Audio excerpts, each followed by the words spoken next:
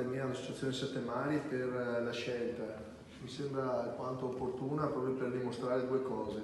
Uno, appunto, che Venezia ce l'ha fatta e ce la farà.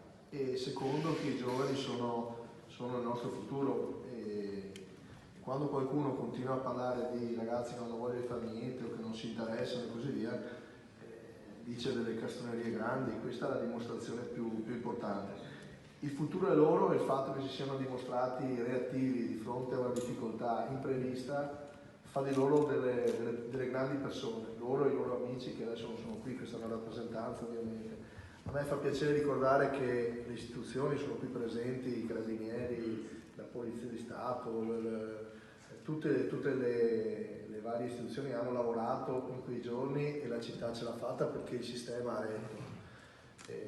Però regge se ci sono appunto i volontari, persone che generosamente si mettono senza chiedersi se, perché, come, e cominciano a dare una mano. Credo che questa sia veramente la famosa base della democrazia, la base della libertà, per cui è un grande onore premiarvi, li premiamo come simbolo, non solo per quello che avete fatto, ma perché l'avete fatto. Investiremo tutto sui giovani, sulla vostra generazione, perché ve lo meritate e ce lo meritiamo.